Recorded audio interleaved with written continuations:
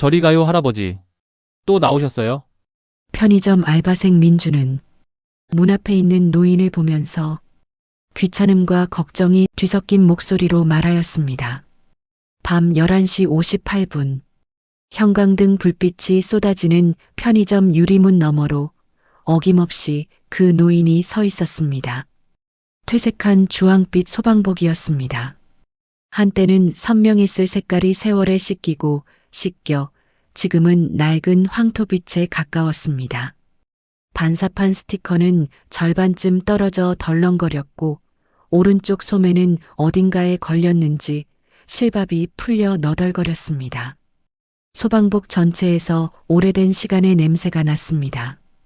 불냄새와 땀 냄새와 그리고 무언가 더 깊은 것의 냄새가. 노인의 눈은 정면을 향하고 있었습니다. 그러나 그 시선이 닿는 곳은 이 세계가 아니었습니다. 편의점도 가로등도 골목도 보이지 않는 것처럼 그는 다른 어딘가를 보고 있었습니다. 30년 전 혹은 그보다 더 먼 곳을. 아직 들어가면 안 돼. 아직 다 못 나왔어. 노인이 혼자 중얼거렸습니다. 목소리가 낮고 갈라졌습니다. 오래 혼자 말해온 사람의 목소리였습니다. 그는 골목 안쪽으로 발걸음을 옮겼습니다. 발걸음은 느렸지만 방향은 분명했습니다. 헤매는 걸음이 아니었습니다. 어딘가를 향해 가는 걸음이었습니다. 민주는 혀를 찼습니다. 유리문에 기댄 채 휴대폰을 꺼냈습니다. 이 광경은 오늘이 처음이 아니었습니다. 이미 동네에서는 모르는 사람이 없었습니다. 그 노인의 이름은 강수였습니다. 이 사람은 도대체 누구일까요? 인천 서구의 작은 골목 마을, 사람들은 그곳을 아직도 달빛 골목이라 불렀습니다. 1990년대에 지어진 낡은 연립주택과 양철 지붕의 단층 집들이 다닥다닥 붙어 있는 곳이었습니다. 재개발 바람이 몇 번이나 지나갔지만 어쩐지 이 골목만큼은 아직 살아남아 있었습니다. 오래된 골목이 그렇듯 이곳도 저마다의 상처와 이야기를 품고 있는 사람들이 모여 살았습니다. 강수는 그 골목의 가장 안쪽 집에 살았습니다. 단층 벽돌집, 파란 철문, 그리고 담벼락을 따라 자란 담쟁이 덩굴. 집은 작았지만 한때는 단정했습니다. 적어도 몇 년 전까지는 그랬습니다. 지금은 달랐습니다. 마당에는 쓰다 버린 호스 2개가 뒤엉켜 있었고 처마 밑에는 녹슨 소방 도끼가 걸려 있었습니다. 현관 앞 화분들은 물을 너무 오래 받지 못해 바짝 말라 있었습니다. 집 안에는 먼지와 오래된 종이 냄새가 가득했습니다. 그러나 벽 한 면을 가득 채운 사진들만큼은 달랐습니다. 먼지 하나 없이 놀라울 정도로 정갈하게 정렬되어 있었습니다. 이 집에서 강수가 아직 매일 손을 대는 것은 그 사진들 뿐이었습니다. 사진 속 남자는 젊었습니다. 소방복을 입고 씩 웃는 모습이었습니다. 동료들과 어깨동무를 한 사진, 화재 현장 앞에서 찍은 단체 사진, 표창장을 들고 선 사진. 가장 오래된 사진에는 1989년이라는 날짜가 적혀 있었습니다. 그때 강수의 눈은 지금과 달랐습니다. 빛이 있었습니다. 세상을 향한 두려움이 없는 눈이었습니다. 그리고 사진들 사이 딱 하나, 프레임도 없이 그냥 테이프로 붙여진 사진 한 장이 있었습니다. 다른 사진들과 달리 흑백이었고 아이의 얼굴이 찍혀 있었습니다. 5살쯤 되어 보이는 남자아이였습니다. 이름은 없었습니다. 날짜도 없었습니다. 그냥 아이의 얼굴만. 그 아이의 사진 앞에서만 강수의 손이 유독 오래 머물렀습니다.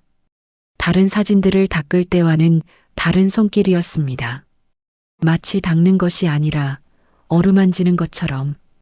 강수는 매일 밤 같은 시각에 눈을 떴습니다. 11시 50분. 눈이 저절로 떠지는 것이 아니었습니다. 무언가가 눈꺼풀을 밀어 올리는 것 같았습니다. 가슴속 어딘가에서 경보음이 울리는 것처럼 몸이 먼저 반응했습니다. 심장이 빠르게 뛰었습니다. 식은땀이 등을 적셨습니다. 잠에서 깬 것이 아니라 어딘가에서 끌려 나온 것 같은 느낌이었습니다. 허리를 일으켜 세우고 발바닥이 차가운 장판에 닿는 순간부터 그의 몸은 기억을 따라 움직이기 시작했습니다. 손이 떨렸습니다. 늙어서 떨리는 것인지 아니면 다른 이유로 떨리는 것인지 강수 자신도 더 이상 구분하지 못했습니다. 소방복은 늘 방 한쪽에 접혀 있었습니다.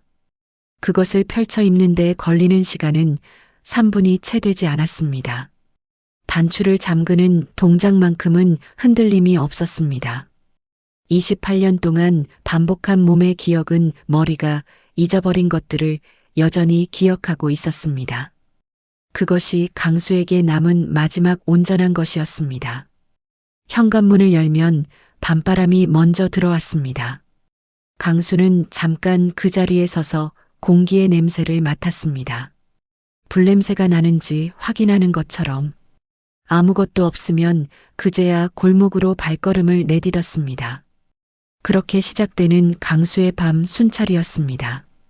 처음에는 동네 사람들도 걱정스러운 눈으로 바라봤습니다. 누군가는 경찰에 신고하기도 했습니다. 출동한 순경이 강수의 어깨를 잡고 집으로 데려다 줬습니다. 다음 날 밤 강수는 또 나왔습니다. 그 다음 날도 결국 신고는 멈췄습니다. 걱정은 익숙함으로 바뀌었고 익숙함은 서서히 무관심이 되었습니다. 어떤 사람들은 그를 미친 영웅이라 부르기 시작했습니다. 처음에는 농담처럼 시작된 별명이었지만 어느 순간부터 그것이 강수를 설명하는 유일한 말이 되어버렸습니다. 또 저 할아버지야. 건드리지 마. 다가가면 소리 지른다고. 자식들은 뭐 하는 거야? 저러다 사고 나면 어쩌려고. 사람들은 그를 불편해했습니다. 낡은 소방복을 입은 노인이 한밤중에 혼자 골목을 걸어다니는 모습은 분명 편안한 광경이 아니었습니다. 골목을 지나는 사람들은 그를 마주치면 반대편으로 비켜 걸었습니다. 눈을 마주치지 않으려 했습니다.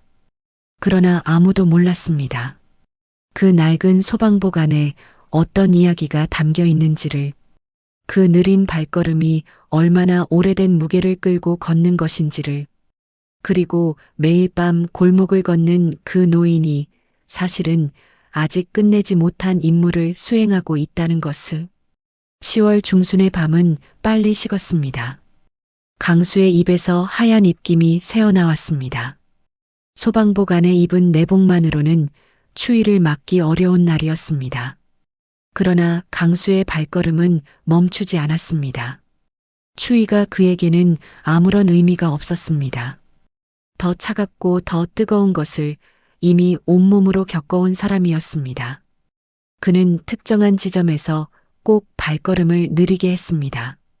달빛 골목 초입, 낡은 전봇대 옆이었습니다.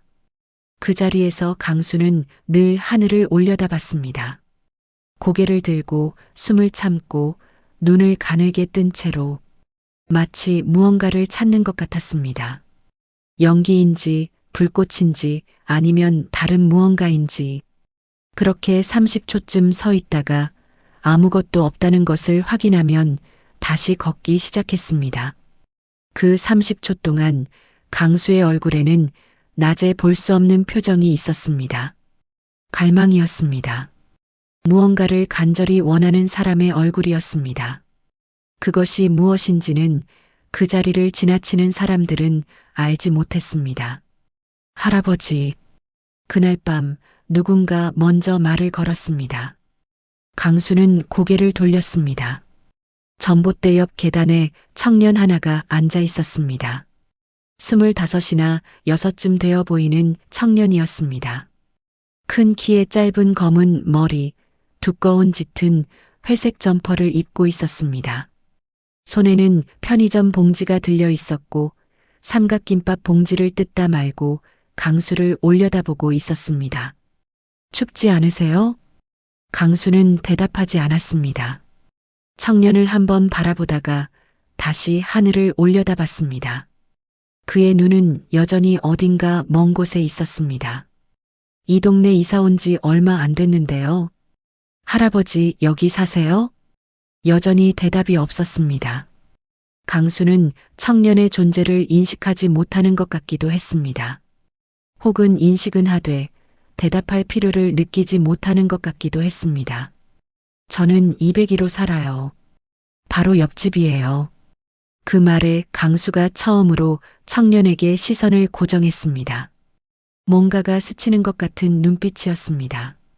오래 잠겨있던 문이 삐걱거리며 열리는 것 같은 그런 눈빛이었습니다. 201호. 강수가 낮게 중얼거렸습니다. 네, 맞아요. 거기 사람이 살아? 네, 제가 살죠. 한 달 됐어요. 강수는 고개를 한번 끄덕였습니다. 그리고 다시 걷기 시작했습니다. 청년은 그 뒷모습을 한참 바라봤습니다. 삼각김밥을 한 입 베어 물며 중얼거렸습니다. 특이한 할아버지네. 청년의 이름은 지훈이었습니다. 강수가 처음 치매 진단을 받은 것은 3년 전이었습니다. 아들 민혁이 데려간 병원이었습니다. 강수는 처음에 가지 않으려 했습니다. 자신에게 무슨 문제가 있다고 생각하지 않았습니다. 가끔 날짜가 헷갈리고 방금 한 말을 잊어버리고 아침에 뭘 먹었는지 생각이 나지 않는 것은 그냥 나이 탓이라고 여겼습니다. 민혁이 끝내 울음을 터뜨리는 바람에 마지못해 따라갔습니다. 검사 결과는 명확했습니다. 초기 알츠하이머. 의사의 설명이 이어지는 동안 강수는 창밖을 바라봤습니다.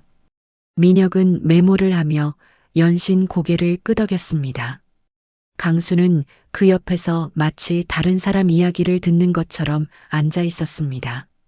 자신의 머릿속이 서서히 지워지고 있다는 말이 그에게는 두려움이 아니라 다른 감정으로 다가왔습니다. 잊어버리면 안 되는 것이 있었습니다. 절대로. 어떤 일이 있어도. 아버지, 당분간 저희 집에서 지내세요. 싫다. 아버지, 싫다고 했잖아. 차갑게 잘라 말하고 강수는 자리에서 일어났습니다. 민혁은 주차장에서 한참 동안 차에 앉아 있었다고 합니다. 나중에 그가 형제들에게 전화로 그 이야기를 전할 때 목소리가 조금 젖어 있었다고 합니다. 강수는 자신의 집으로 돌아갔습니다. 그리고 그날 밤부터 다시 소방복을 꺼냈습니다. 기억이 지워지기 전에, 그 아이의 얼굴이 흐릿해지기 전에. 강수의 아내 순이는 5년 전에 먼저 떠났습니다. 심장이 갑자기 멈췄습니다. 아침에 밥을 먹으며 오늘 날씨 좋다고 했던 사람이 저녁에는 싸늘해진 채 병원 침대에 누워 있었습니다. 강수는 그날 이후로 말수가 눈에 띄게 줄었습니다. 식욕도 줄었습니다. 잠도 줄었습니다. 그러나 아무도 그 속에 무엇이 있는지 알지 못했습니다. 순이가 살아있는 동안 강수는 그나마 버텼습니다. 밥을 먹었고 잠을 잤고 아침에 눈을 뜨면 이유가 있었습니다. 그러나 순이가 떠나고 나서 강수의 안에서 무언가가 다시 깨어났습니다. 오래 눌러왔던 것이 더 이상 눌러지지 않는 것이. 어느 순간부터는 밤마다 혼자 앉아 낡은 사진첩을 펼쳐보는 버릇이 생겼습니다. 순이와의 사진이 아니었습니다. 소방서에서의 사진들이었습니다. 그리고 그 아이의 사진. 지우는 고향을 떠나 인천으로 올라온 지 한 달이 됐습니다. 강원도 산골 마을 출신이었습니다. 대학을 졸업하고 서울에서 잠깐 회사를 다니다가 그만뒀습니다. 이유는 복잡했습니다. 적성이 맞지 않았고 상사가 마음에 들지 않았고 무엇보다 자신이 뭘 원하는지 잘 몰랐습니다.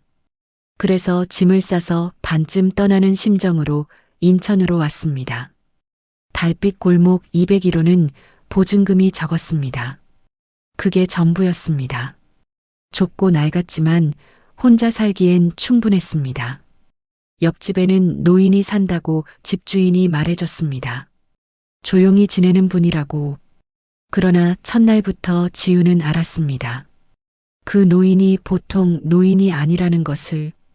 자정이 가까워지면 옆집에서 느린 발걸음 소리가 났습니다. 현관문이 열리고 닫혔습니다. 그리고 골목이 조용해졌습니다. 지우는 그 소리를 들을 때마다 창가에 서서 바라봤습니다. 낡은 소방복을 입은 노인의 뒷모습이 어둠 속으로 사라지는 것을. 그리고 이유를 알 수 없는 무언가가 가슴에 걸렸습니다. 저 사람은 무엇을 찾고 있는 것일까요? 그날 이후로 지우는 밤마다 계단에 앉는 버릇이 생겼습니다. 딱히 의도한 것은 아니었습니다. 편의점을 들르고 돌아오는 길에 담배 한 개비를 피우는 것이 습관이 됐는데 그 자리가 마침 그 전봇대 옆이었습니다. 사흘째 되는 날 강수가 먼저 말을 걸었습니다. 거기 또 있네. 네, 할아버지도 또 나오셨네요. 강수가 멈춰섰습니다. 지훈을 내려다봤습니다. 그러더니 옆에 앉았습니다. 계단 한 칸을 사이에 두고. 한동안 두 사람은 아무 말도 하지 않았습니다. 강수는 골목 끝을 바라봤고 지우는 담배 연기를 뿜어냈습니다. 담배 피우면 안 돼. 죄송해요. 지우는 꽁초를 발로 비볐습니다. 강수가 다시 입을 열었습니다. 여기 새로 왔어? 네. 한 달 됐어요. 혼자야? 네. 강수는 고개를 끄덕였습니다. 그러더니 일어섰습니다. 다시 골목을 걷기 시작했습니다. 지우는 그 뒷모습을 바라보다가 자리에서 일어났습니다. 강수의 걸음이 의외로 빨랐습니다. 그리고 분명한 경로가 있었습니다. 허둥대거나 헤매는 걸음이 아니었습니다. 치매라고 하던데. 근데 저 걸음은 치매 걸음이 아닌데. 지우는 혼자 중얼거렸습니다. 강수의 집에는 일기장이 있었습니다. 정확히는 공책이었습니다. 대학 노트 크기에 표지가 달아 색이 바랜 공책. 강수는 그것을 베개 밑에 두고 잤습니다. 수십 년 전부터 그랬습니다. 공책 첫 페이지에는 날짜가 없었습니다. 대신 세 줄짜리 문장이 있었습니다. 나는 그날을 잊지 않는다. 잊어서는 안 된다. 아직 내가 해야 할 일이 남아있다. 그 다음 페이지부터는 날짜가 있었습니다. 가장 오래된 날짜는 1996년 4월 3일이었습니다. 글씨는 처음에는 굵고 힘차다가 페이지가 넘어갈수록 점점 가늘어졌습니다. 최근 것들은 때로 문장이 이어지지 않았습니다. 단어가 중간에 끊겨 있거나 같은 문장이 반복되기도 했습니다. 하지만 1996년 4월 3일의 기록만큼은 달랐습니다. 그 페이지는 다른 어느 곳보다 종이가 얇아져 있었습니다. 너무 많이 펼쳐본 탓이었습니다. 손가락이 닿던 자리는 기름기가 배어 반들거렸습니다. 그 페이지를 펼칠 때마다 강수의 숨이 조금씩 달라졌습니다. 더 얕아졌습니다. 더 조심스러워졌습니다. 그것은 단순한 기록이 아니었습니다. 그것은 살아있는 상처였습니다. 달빛 골목의 아침은 조용했습니다. 강수는 해가 뜨면 어김없이 마당을 쓸었습니다. 오래된 쌀이비를 들고 마당을 쓸고 담벼락 밑을 쓸고 대문 앞까지 쓸었습니다. 이것도 수십 년 된 습관이었습니다. 몸이 자동으로 움직이는 것처럼. 지우는 첫 번째 창문을 통해 그 모습을 봤습니다. 아침 7시였습니다. 소방복은 벗어 있었습니다. 강수는 헐렁한 회색 트레이닝복 차림이었습니다. 씩씩하게 마당을 쓸고 있었습니다. 밤의 강수와 낮의 강수는 달랐습니다. 낮의 강수는 그냥 동네 어르신처럼 보였습니다. 그런데 지우는 알고 있었습니다. 그 평범한 아침의 모습 뒤에 어젯밤의 모습이 있었다는 것을, 그 두 모습이 같은 사람이라는 것이 지훈에게는 자꾸 마음에 걸렸습니다. 지훈은 잠깐 망설이다가 바깥으로 나갔습니다. 할아버지, 좋은 아침이에요. 강수가 고개를 들었습니다. 지훈을 보더니 무뚝뚝하게 고개를 끄덕였습니다. 밥 먹었어? 아직이요. 들어와. 명령조였습니다. 그러나 그 명령 안에는 따뜻함이 있었습니다. 거절이 불가능한 종류의 따뜻함이. 집안은 좁았지만 정돈되어 있었습니다. 냄비에서 된장찌개가 끓고 있었습니다. 강수가 아침 일찍 끓여뒀던 모양이었습니다. 두 사람은 마주 앉아 밥을 먹었습니다. 아무 말도 없이. 된장찌개는 짭조름하고 구수했습니다. 오래 끓인 맛이었습니다.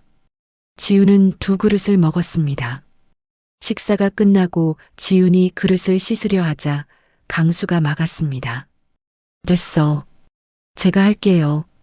됐다고. 강수는 혼자 설거지를 했습니다. 지훈은 할 수 없이 식탁 앞에 앉아 기다렸습니다.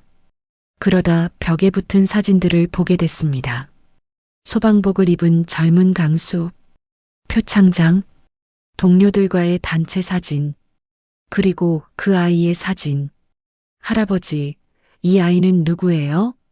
강수가 돌아봤습니다. 손에 물기가 묻은 채로 그 사진을 바라봤습니다. 표정이 변했습니다. 무뚝뚝했던 얼굴에 뭔가 복잡한 것이 지나갔습니다. 파도처럼, 잠깐 왔다가 사라지는 파도처럼. 그러나 그 파도가 지나간 자리에 남은 것이 있었습니다. 몰라도 돼. 그러고는 다시 싱크대로 돌아섰습니다.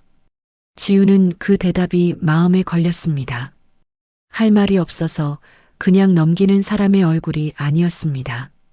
그것은 너무 많이 알고 있는 사람의 얼굴이었습니다. 그리고 그것을 말할 수 없는 사람의 얼굴이었습니다. 그날 저녁 지우는 동네 편의점에서 민준을 만났습니다. 계산을 기다리다가 자연스럽게 대화가 시작됐습니다. 그 소방복 할아버지요? 여기서 유명해요. 민준이 컵라면에 물을 부으며 말했습니다. 원래 옛날에 소방관이셨대요. 퇴직하고 나서 저렇게 되셨다고. 자식들이 몇 명 있는데 아무도 안 모시고 치매라고 하더라고요. 밤마다 나오시는 건요? 자기가 아직 현직이라 착각하는 거라고. 불 끄러 나오시는 거라고들 하던데. 지우는 컵라면 뚜껑을 손으로 누르며 생각에 잠겼습니다. 근데 할아버지 걸음을 보면 치매 같지 않던데요. 딱 정해진 경로로 다니시거든요.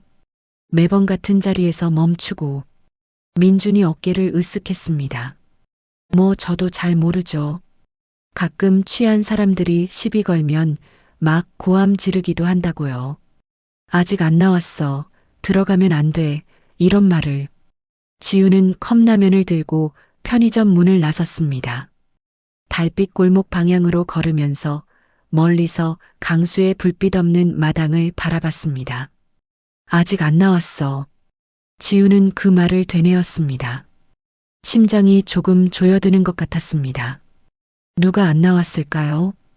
그 주 일요일 지우는 오전부터 인터넷을 뒤지기 시작했습니다. 처음에는 그냥 심심풀이였습니다. 소방관 강수, 인천, 은퇴, 키워드 몇 개를 넣어봤지만 아무것도 나오지 않았습니다. 지역 뉴스를 뒤졌습니다. 그래도 없었습니다. 지우는 다른 방향으로 접근했습니다. 인천 소방서 역사, 소방관 부상 기록, 1990년대 인천 대형 화재. 검색 결과가 하나 나왔습니다. 1996년 4월 3일 인천 서구 공장 지구 화재. 기사는 짧았습니다. 화학약품 창고에서 발화된 화재가 인근 주거 지역으로 번진 사건이었습니다. 사망자 4명, 부상자 17명, 그리고 한 줄짜리 부기가 있었습니다. 당시 현장에서 대원 한 명이 고립됐다 구조됐으며 내부에 있던 아동 한 명은 끝내 찾지 못한 것으로 최종 보고됐다.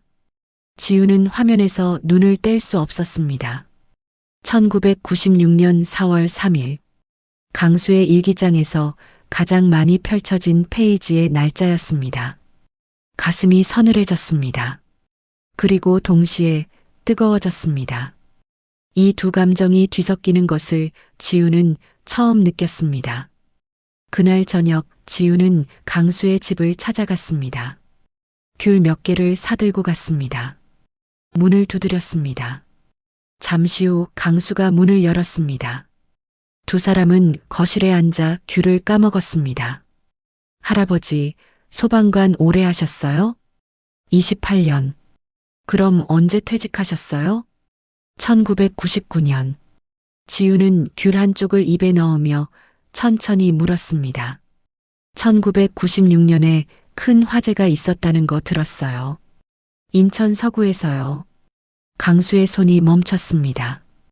귤 껍질을 쥔 손이었습니다. 그 손이 잠시, 딱 한순간 움직임을 멈췄습니다. 그것이 얼마나 작은 변화인지 옆에 앉아있지 않았다면 알아채지 못했을 것입니다. 어디서 들었어? 인터넷에서 기사를 좀 봤어요. 그때 아동 한 명이 실종됐다고. 강수는 귤 껍질을 천천히 내려놨습니다. 그리고 지훈을 바라봤습니다. 그 눈빛이 달랐습니다. 밤에 골목을 걷는 눈빛도 아침에 마당을 쓸던 눈빛도 아니었습니다. 그것은 가장 깊은 곳에 있는 눈빛이었습니다. 오래, 너무 오래 잠가둔 것들이 문틈으로 새어나오는 눈빛이었습니다. 그 아이, 강수가 낮은 목소리로 말했습니다. 그 목소리는 거의 들리지 않을 정도로 낮았습니다. 그러나 그 안에 담긴 무게는 방 안전체를 눌렀습니다. 내가 못 꺼낸 아이야. 그 말이 방 안에 가라앉았습니다. 지우는 아무 말도 하지 않았습니다. 강수가 다시 고개를 숙이더니 나머지 귤 껍질을 천천히 벗기기 시작했습니다. 손이 아주 조금 떨리고 있었습니다.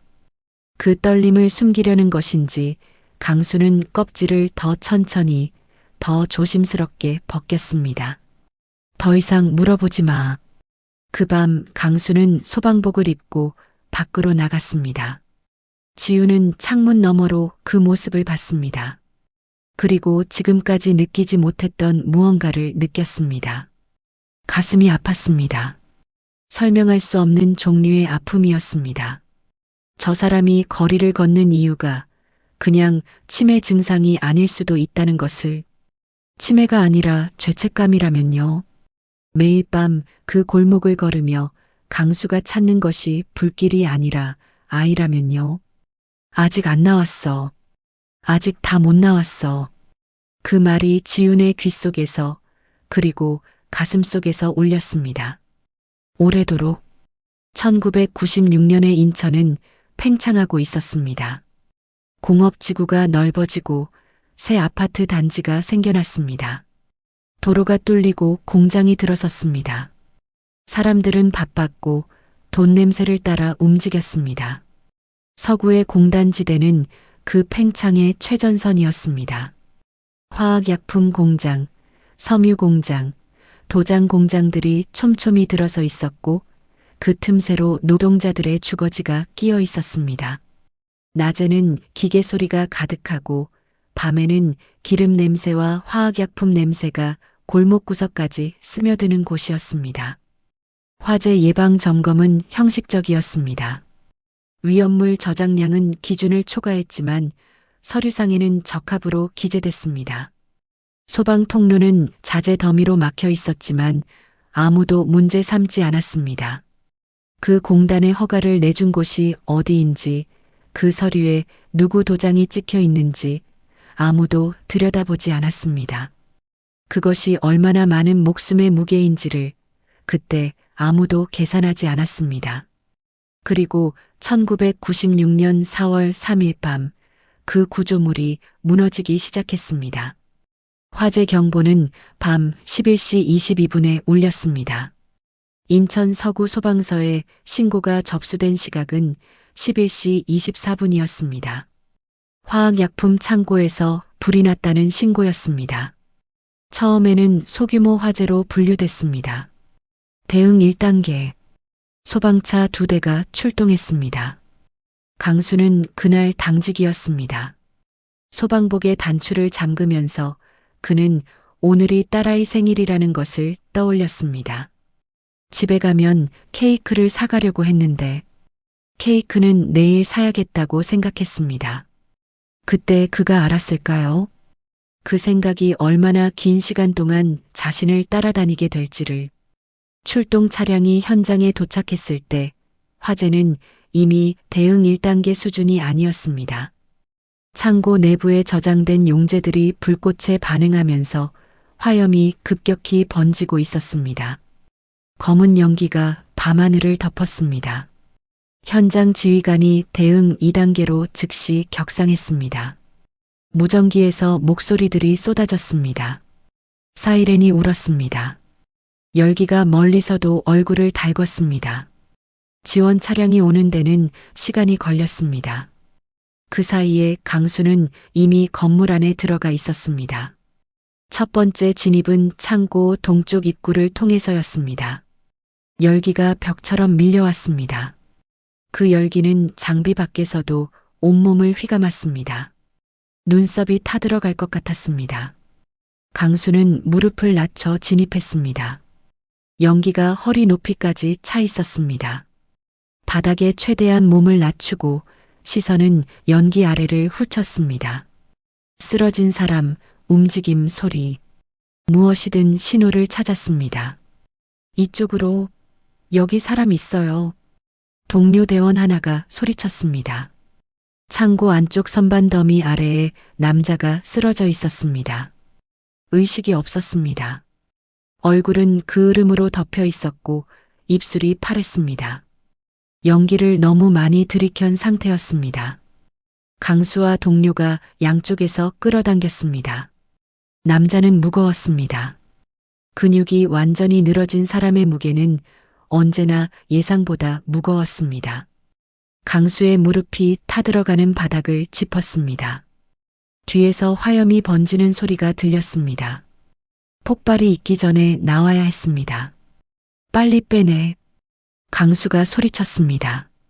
두 사람이 남자를 끌고 동쪽 입구 쪽으로 이동했습니다. 출구의 빛이 보였습니다.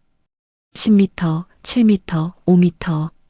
동쪽 입구를 막 빠져나오는 순간 천장 일부가 무너졌습니다. 강수의 왼쪽 어깨를 자내 일부가 스쳤습니다. 통증이 왔지만 멈출 여유가 없었습니다. 남자를 구급대원에게 넘기고 바로 돌아섰습니다. 어디 가요? 강수 씨. 동료가 잡으려 했지만 강수는 이미 다시 걸음을 옮기고 있었습니다. 소리 들렸어? 안에서. 무슨 소리요? 아이 목소리. 동료가 굳었습니다. 그 두 마디가 공기를 얼어붙게 만들었습니다. 강수는 이미 두 번째 진입을 시작하고 있었습니다. 강수가 두 번째로 진입한 것은 창고와 인접한 주거 구역의 경계 지점이었습니다. 불길은 창고를 넘어 옆 건물의 처마를 타고 올라가고 있었습니다. 나무 골조가 타는 냄새가 달랐습니다. 더 날카롭고 더 빠르게 퍼졌습니다. 주거 구역 주민들은 이미 대부분 대피한 상태였습니다. 현장 지휘관이 무전으로 소리쳤습니다. 퇴거 명령이다. 다 나와. 주거 구역은 민간인 없다고 확인됐다. 강수는 그 무전을 들었습니다. 들었지만 멈추지 않았습니다. 민간인 없다고 확인됐다. 그러나 강수의 귀에는 방금 아이의 목소리가 닿았습니다. 착각이 아니었습니다. 연기 속에서 분명히 들었습니다. 울음소리는 아니었습니다. 뭔가를 외치는 소리였습니다. 높고 가는 목소리. 5살 혹은 6살. 그 목소리가 강수의 귀에서 지워지지 않았습니다. 소방관은 소리 들으면 들어가는 사람이었습니다. 강수는 서쪽 방향으로 뛰었습니다. 낡은 목조 건물의 내부는 이미 불길이 천장을 핥고 있었습니다. 연기가 시야를 완전히 막았습니다. 강수는 무릎을 낮추고 바닥을 기다시피 이동했습니다. 공기호흡기의 산소 잔량을 확인했습니다. 17분 남았습니다. 충분했습니다. 찾으면 충분했습니다. 벽 하나가 반쯤 무너져 있었고 그 너머로 어둠 속에 작은 움직임이 보였습니다. 강수는 무너진 벽 잔해를 넘었습니다. 아이가 있었습니다. 구석에 웅크리고 앉아 있었습니다. 눈을 감고 귀를 막고 있었습니다. 어두운 파란 줄무늬 잠옷 바람이었습니다. 5살쯤 됐을까요? 남자아이였습니다. 얼굴에는 이미 연기를 들이켠 흔적이 있었고 입술이 파르르 떨리고 있었습니다. 그 작은 몸이 얼마나 무서웠을지, 그 어둠 속에서 얼마나 오래 혼자 있었을지, 강수의 가슴이 쿵 내려앉았습니다. 야, 나 형이야. 형이 데리러 왔어. 강수가 무릎을 꿇고 아이에게 다가갔습니다. 목소리를 최대한 낮게, 최대한 부드럽게. 아이가 눈을 떴습니다. 겁에 질려 있었지만 울지는 않았습니다. 강수를 보자 입술이 떨렸습니다. 엄마. 그 한마디가 강수의 심장을 쥐어짰습니다. 엄마는 밖에 있어. 엄마한테 데려다 줄게. 강수는 아이를 안았습니다. 아이가 강수의 목을 꽉 잡았습니다. 그 소나기가 얼마나 세던지, 살려달라는 말 대신, 살고 싶다는 말 대신 그 작은 손이 전하는 것은 그 무엇보다 강했습니다. 강수는 지금도 그 감각을 기억했습니다. 아마 평생 기억할 것이었습니다. 꽉 잡아. 눈 감아. 되돌아오는 길이었습니다. 강수는 아이를 안고 왔던 방향으로 이동했습니다. 빨리 움직여야 했습니다. 그런데 방향이 달랐습니다. 연기가 짙어지면서 방향 감각이 흐려졌습니다. 강수는 방금 넘어왔던 무너진 벽을 찾으려 했지만 보이지 않았습니다. 침착해. 불은 위로 올라가. 연기는 위에, 아래로 이동해. 강수는 무릎을 낮췄습니다. 아이를 한쪽 팔로 안고 한 손으로 바닥을 짚으며 이동했습니다. 열기가 등을 태우는 것 같았습니다. 소방복이 뜨거웠습니다. 그 안에서 강수의 등이 땀으로 흥건히 젖었습니다.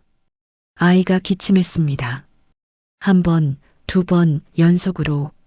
참아. 조금만. 강수가 낮게 말했습니다. 목소리가 떨렸습니다. 그것이 아이에게 들렸을까요?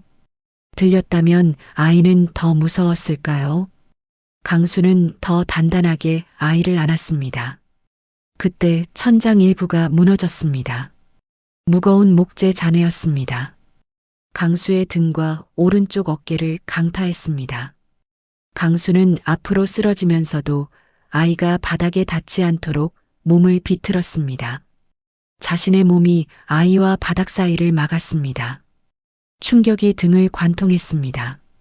잠깐 숨이 막혔습니다. 아이는 무사했습니다. 강수의 등이 타들어가는 것 같았습니다. 일어나야 했습니다. 강수는 이를 악물었습니다. 자네를 밀어내고 몸을 일으켰습니다. 다리가 제대로 받쳐지지 않았습니다. 왼쪽 무릎에 통증이 왔습니다. 잔해에 깔렸을 때 꺾인 것 같았습니다. 움직여야 해. 지금 멈추면 안 돼. 강수는 움직였습니다.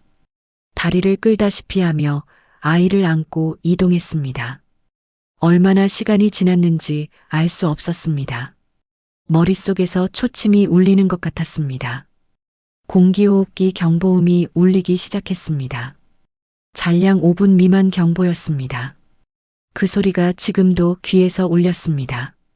강수는 잠에서 깰 때 가끔 그 경보음을 듣는다고 했습니다. 실제로 울리는 것처럼. 그리고 천장이 다시 무너졌습니다. 이번에는 더 컸습니다.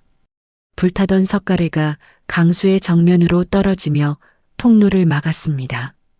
강수는 반사적으로 뒤로 물러났습니다. 아이를 끌어안으며 뒤로 넘어졌습니다. 통증이 전신을 관통했습니다. 눈앞이 하얗게 됐습니다. 잠깐 의식이 흔들렸습니다. 그러나 팔은 놓지 않았습니다. 아이를 안은 팔은 의식이 흔들리는 그 순간에도 팔만큼은 놓지 않았습니다. 눈앞에 불길이 가득했습니다. 강수는 아이를 보았습니다. 아이는 눈을 감고 있었습니다. 숨은 쉬고 있었습니다. 잠깐 기절한 것 같았습니다.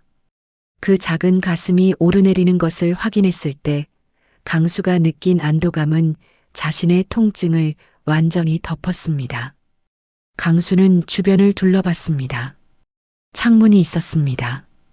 오른쪽 벽에 낮은 창문. 그쪽이 바깥이었습니다. 강수는 아이를 안고 창문 쪽으로 이동했습니다.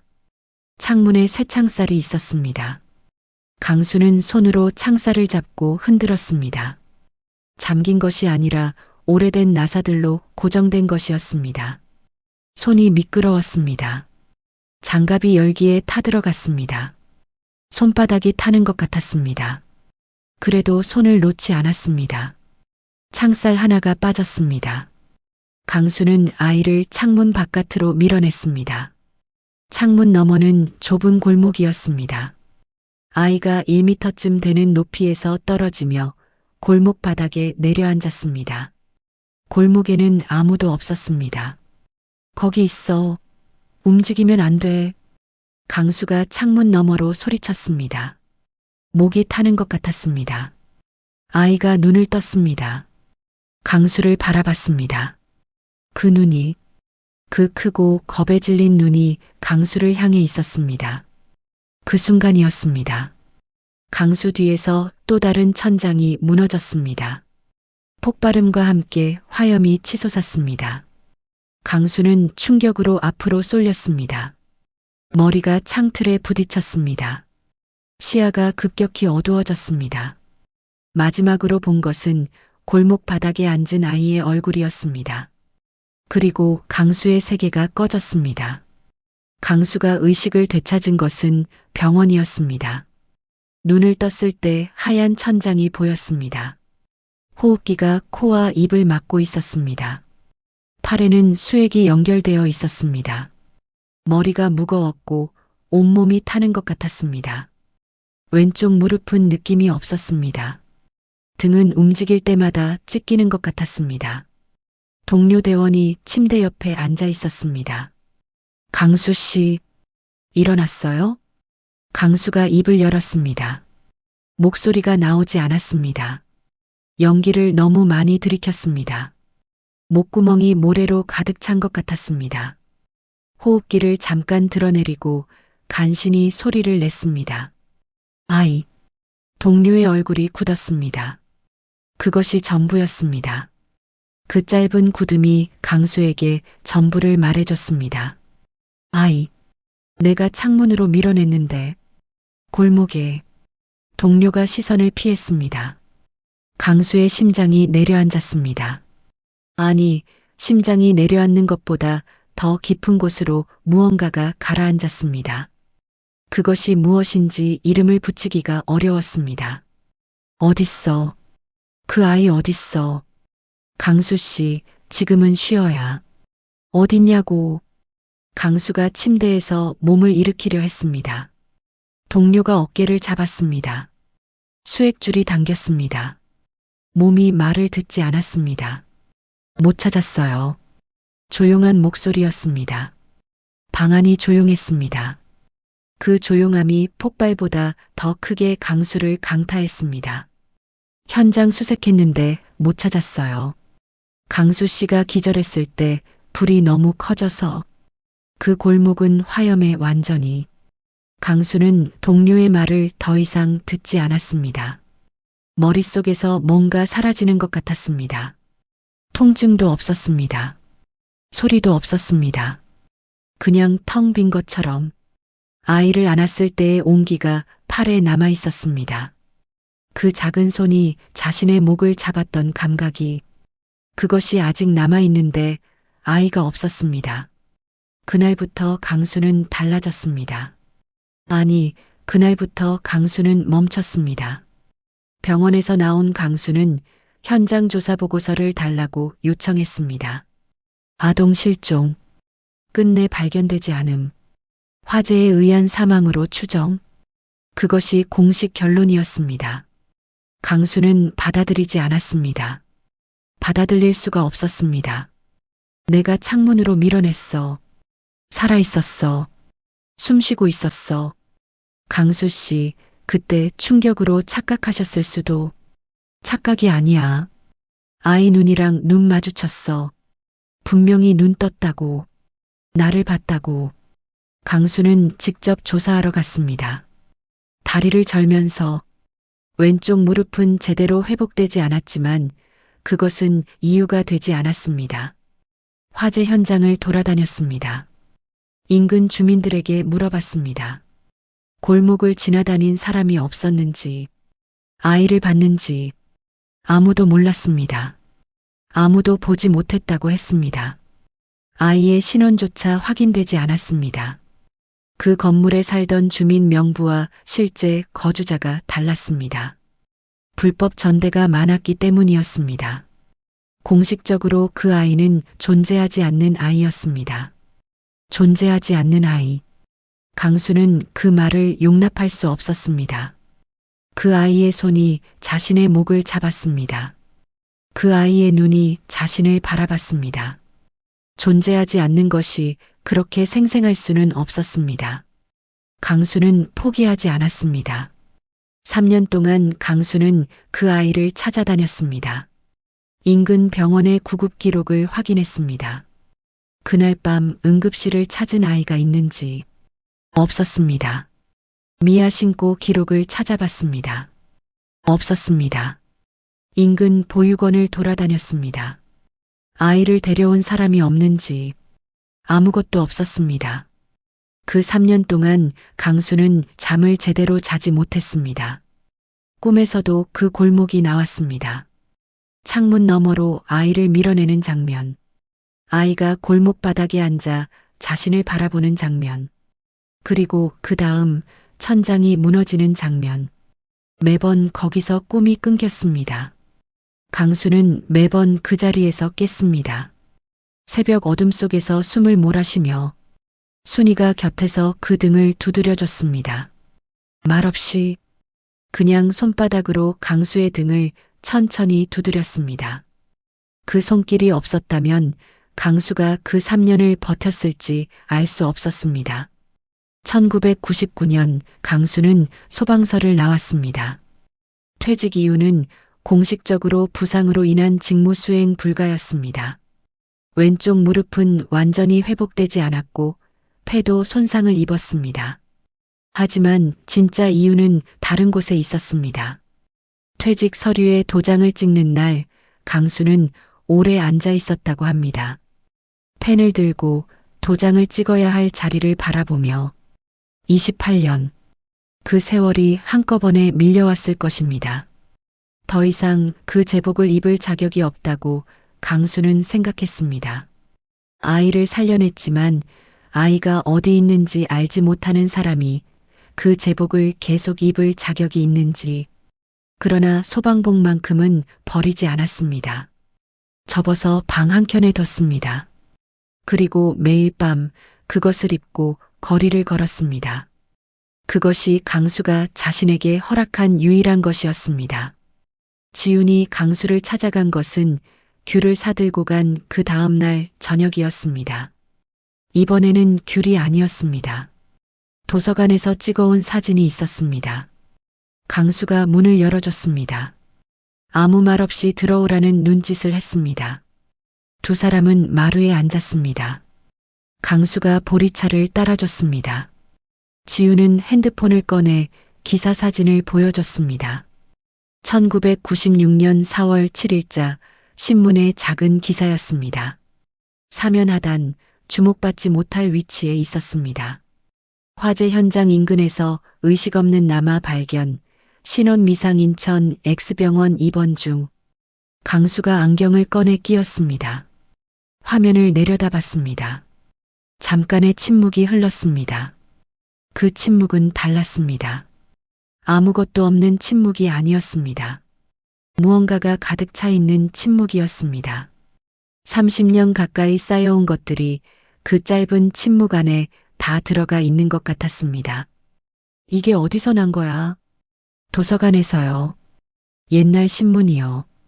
강수는 안경을 벗었습니다. 손으로 눈을 짚었습니다. 얼굴이 일그러졌습니다. 처음 보는 표정이었습니다. 눈물이 나올 것 같은 것도 화가 난 것도 아닌 그 중간 어딘가의 표정이었습니다. 오래 참아온 것이 처음으로 흔들리는 표정이었습니다. 살아있었어. 강수가 낮게 말했습니다. 그 목소리가 얼마나 낮고 떨렸는지 지우는 들었다는 것이 믿기지 않을 정도였습니다. 네, 내가 밀어냈어. 그 창문으로. 숨쉬고 있었다고. 네. 그런데 아무도 말 안 해줬어. 아무도. 살아있었는데. 강수의 목소리가 흔들렸습니다. 그 흔들림이 28년이라는 시간의 무게였습니다. 매일 밤 소방복을 입고 걸었던 그 골목들의 무게였습니다. 끝내 찾지 못했다는 자책의 무게였습니다. 지우는 아무 말도 하지 않았습니다. 그냥 옆에 앉아 있었습니다. 그것이 그 순간 할 수 있는 가장 적절한 것이었습니다. 말은 때로 침묵보다 작습니다. 그날 밤 강수가 골목으로 나가는 시각은 평소보다 이른 11시 40분이었습니다. 지우는 창문을 통해 강수의 뒷모습을 바라봤습니다. 소방복이 가로등 불빛 아래서 주황빛으로 빛났습니다. 그 뒷모습은 달라 보였습니다. 아니, 달라진 것은 없었습니다. 여전히 낡은 소방복이었고 여전히 반사판 스티커가 절반쯤 떨어져 있었습니다. 그러나 지우는 이제 알았습니다. 그 안에 어떤 이야기가 담겨 있는지를. 30년 가까이 매일 밤 아이를 찾아 걷고 있었습니다. 치매가 몸을 앗아가기 전부터 더 건강하고 멀쩡했던 그 세월 동안에도 강수는 이 골목 어딘가에서 그 아이의 흔적을 찾고 있었을 것입니다. 살아있다는 것을 알았다면 어땠을까요? 그 긴 밤들이 달라졌을까요? 지우는 그것이 마음에 걸렸습니다. 아프게 걸렸습니다. 그리고 결심했습니다. 찾아야겠다고. 그 아이를. 이제는 어른이 됐을 그 아이를. 지훈의 조사는 꼼꼼했습니다. 먼저 정보 공개 청구를 넣었습니다. 1996년 인천 서구 화재 사건 당시 소방활동 보고서. 시간이 걸렸습니다. 2주. 그 사이에도 강수의 상태는 좋지 않았습니다. 기억이 더 자주 끊겼습니다. 어떤 날은 지훈을 보고 순이라고 불렀습니다. 지훈이 아니라고 하면 그냥 고개를 끄덕이고 넘어갔습니다. 아무것도 아닌 것처럼. 그런데 신기하게도 1996년 이야기를 할 때만큼은 달랐습니다. 날짜, 장소, 상황, 아이의 잠옷 색깔까지. 파란 줄무늬. 강수는 그것을 또렷이 말했습니다. 그 기억만큼은 치매가 건드리지 못했습니다. 어쩌면 그것이 너무 깊이 새겨져 있어서 치매조차 감히 지우지 못하는 것인지도 몰랐습니다. 그 아이의 얼굴이, 그 손의 감각이 강수의 가장 깊은 곳에 박혀 있어서 정보 공개 청구 결과가 도착한 것은 2주 후였습니다. 지우는 떨리는 손으로 파일을 열었습니다. 1996년 4월 3일 인천 서구 화재 사건 당시 소방활동 보고서. 총 18페이지. 3페이지에 강수의 이름이 나왔습니다. 김강수 소방이. 2차 진입. 구조아동 1명. 부상으로 후송. 지우는 눈을 크게 떴습니다. 구조아동 1명. 공식 보고서에는 살아있는 아이를 구조했다는 기록이 있었습니다. 그런데 최종 보고에서는 발견되지 않으므로 처리됐습니다. 이 두 기록 사이에는 간극이 있었습니다. 누군가 그 간극을 메웠습니다. 혹은 무시했습니다. 지우는 계속 읽었습니다. 8페이지, 사후 조치, 구조아동 신원 미상건 처리 내용. 4월 4일 오전 현장 인근에서 발견된 의식불명의 남아를 인천 아동복지관에 인도. 부모 확인 불가로 보호아동 등록. 지훈이 화면을 손가락으로 짚었습니다. 손이 떨렸습니다. 인천 아동복지관. 이름 대신 번호가 적혀 있었습니다. 보호아동 등록 번호였습니다. 그 번호가 전부였습니다. 그러나 그것으로 충분했습니다. 지우는 핸드폰을 들었습니다. 인천 아동복지관에 전화를 건 것은 그 다음 날 오전이었습니다. 오래된 기록이라 처음에는 담당자가 확인이 어렵다고 했습니다. 지우는 보호아동 등록 번호를 불러줬습니다. 잠시 기다렸습니다. 심장이 빠르게 뛰었습니다. 해당 번호 아동은 1997년 3월에 가정 위탁으로 연결됐습니다. 그 이상의 정보는 개인정보 보호 때문에 그 아이가 지금도 생존해 있는지 확인이 가능한가요? 그건 안전에 중요한 문제입니다. 정확히는 그분이 알아야 할 정보가 있어서요. 잠시 침묵이 흘렀습니다. 저희가 직접 드릴 수는 없고요. 당사자가 본인 확인 후 자신의 기록을 열람하는 건 가능합니다. 만약 연락을 원하신다면 저희 쪽에 전달 내용을 남기시면 당사자에게 전달할 수 있어요. 지우는 잠깐 눈을 감았습니다. 그리고 천천히 말했습니다. 전달해 주세요. 지훈이 남긴 메시지는 짧았습니다. 1996년 4월 3일 인천 서구 화재 현장에서 당신을 창문으로 밀어낸 소방관이 있습니다. 그분이 평생 당신을 찾고 있었습니다. 지금도 기억하고 계십니다.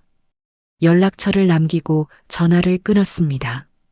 지우는 한동안 핸드폰을 내려다봤습니다. 이것이 닿기를. 이 메시지가 어딘가에 살아있는 그 아이에게, 이제는 어른이 됐을 그 사람에게 닿기를. 창밖에서 강수의 마당 쓰는 소리가 들렸습니다. 쌀이비가 시멘트 바닥을 긁는 소리. 그 소리를 들으며 지우는 생각했습니다. 제발 닿아야 한다고. 11월이 됐습니다. 달빛 골목에 재개발 공고가 붙었습니다. 빨간 글씨로 인쇄된 A사 용지였습니다. 철거 예정 일자, 보상 안내, 이주 지원 창구 연락처, 골목 입구 전봇대에 붙었고 각 집 우편함에도 들어갔습니다. 주민들은 하나씩 나와 그것을 읽었습니다. 어떤 사람은 고개를 끄덕였고 어떤 사람은 한숨을 내쉬었습니다. 오래된 골목이 사라진다는 것을 받아들이는 방식은 저마다 달랐습니다. 강수는 그것을 읽지 않았습니다. 우편함에서 꺼내 날짜를 한번 보고 그냥 마당 화단 옆에 놔뒀습니다. 비가 오면 젖어서 글씨가 번질 것이었습니다. 강수에게는 그것이 전부였습니다. 이 집을 떠난다는 것은 처음부터 선택지에 없었습니다.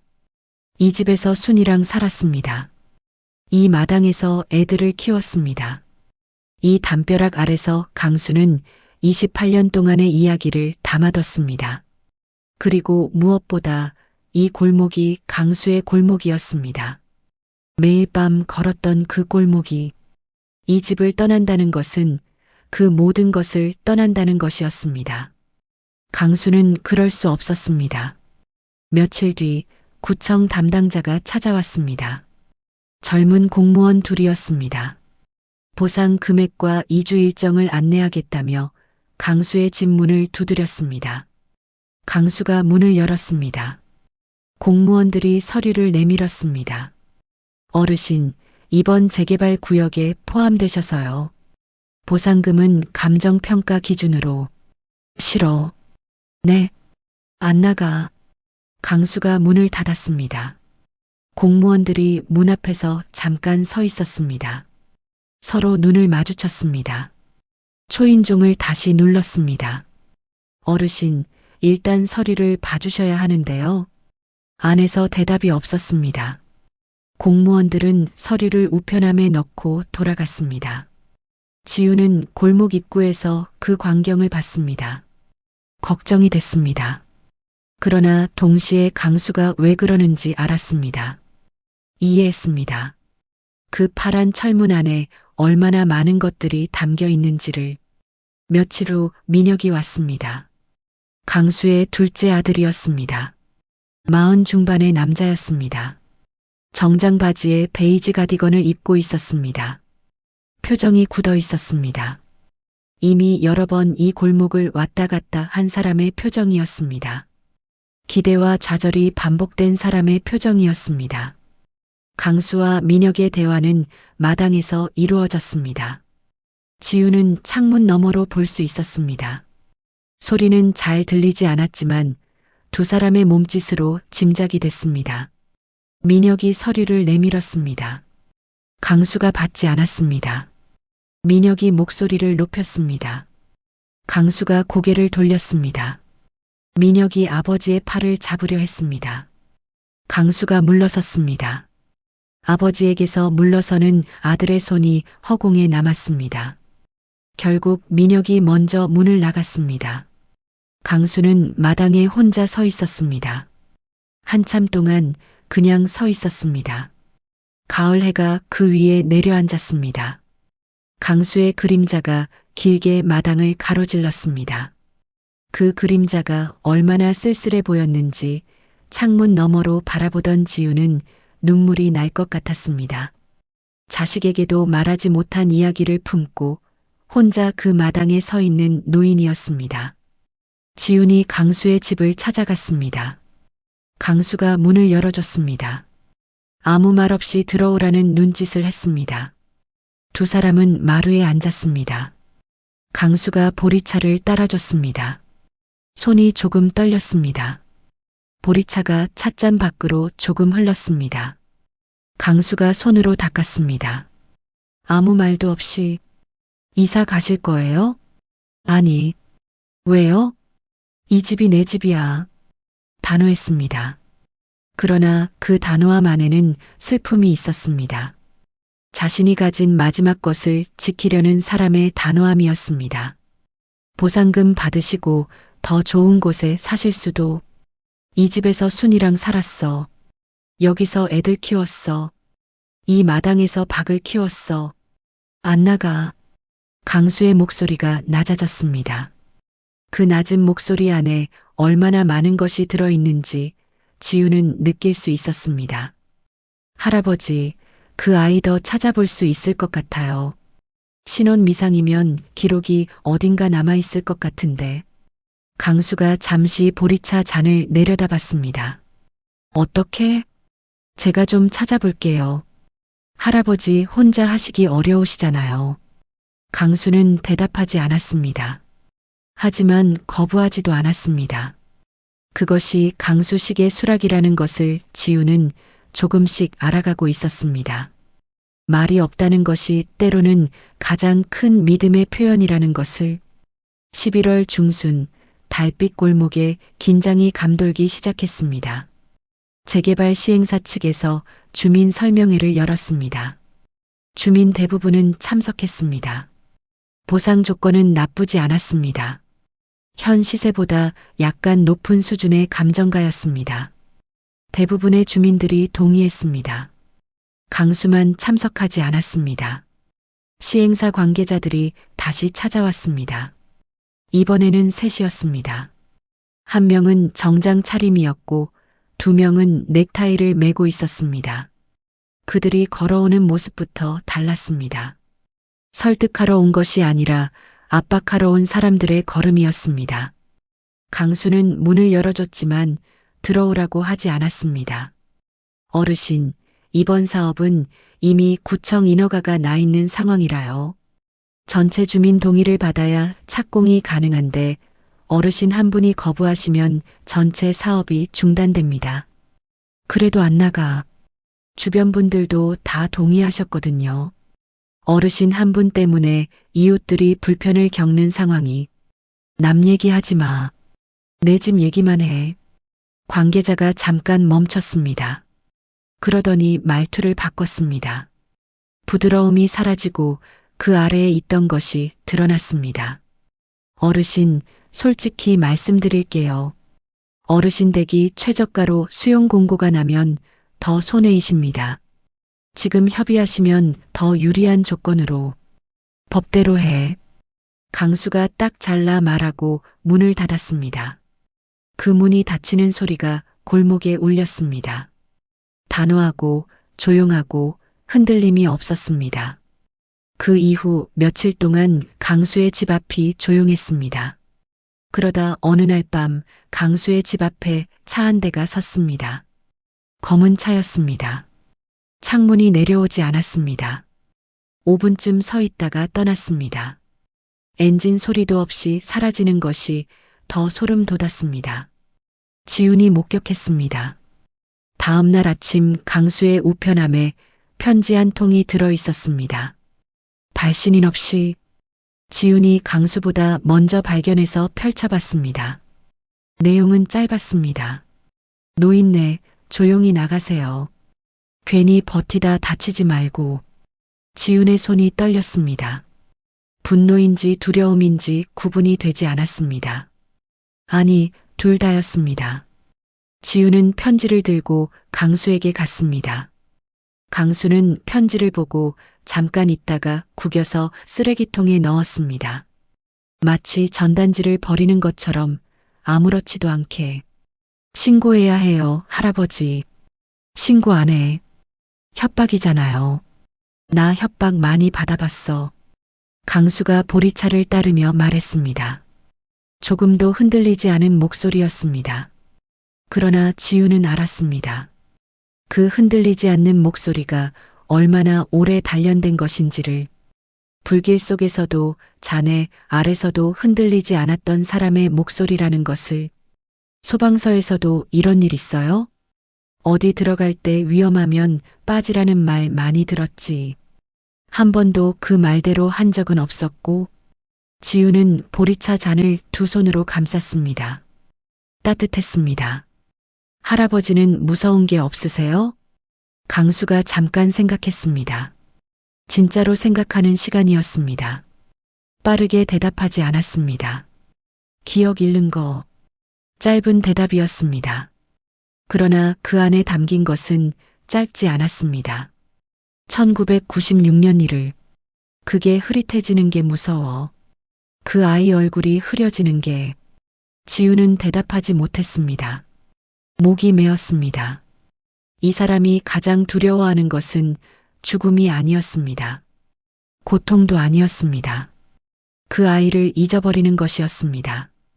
기억 속에서라도 그 아이를 살려두는 것, 그것이 강수가 지금까지 버텨온 이유였습니다. 그 주 목요일 밤이었습니다. 자정이 넘은 시각, 지훈은 인터넷을 뒤지고 있었습니다. 아동복지관에서 연락이 오기를 기다리면서 다른 방법은 없는지 찾고 있었습니다. 그때 창밖에서 냄새가 났습니다. 가스 냄새였습니다. 지훈이 창문을 열었습니다. 냄새가 더 강해졌습니다. 골목 아래쪽이었습니다. 낡은 배관 구역이 있는 쪽. 지훈이 신발을 신고 뛰어나갔습니다. 심장이 쿵쿵거렸습니다. 골목 하수구 옆 배관 접합부에서 가스가 새고 있었습니다. 배관이 오래되어 이음매가 벌어진 것이었습니다. 아직 불꽃이 없었습니다. 그러나 이 상태에서 누군가 담배에 불을 붙이거나 전기 스파크가 일어나면 이 골목 전체가 위험했습니다. 지훈이 119에 전화를 걸었습니다. 그리고 주변 집들 문을 두드리기 시작했습니다. 가스 누출이에요. 밖으로 나오세요. 강수의 집 문도 두드렸습니다. 이미 새벽 1시였습니다. 문을 두드렸지만 반응이 없었습니다. 지훈이 손잡이를 잡아당겼습니다. 열렸습니다. 강수는 자물쇠를 잘 잠그지 않았습니다. 할아버지, 불이 켜져 있었습니다. 마루에 강수가 앉아 있었습니다. 소방복을 입은 채로, 그런데 일어서지 않고 앉아서 고개를 숙이고 있었습니다. 일기장이 펼쳐진 채 무릎에 놓여 있었습니다. 1996년 4월 3일 페이지였습니다. 할아버지, 가스 나와요. 빨리 나와야 해요. 강수가 고개를 들었습니다.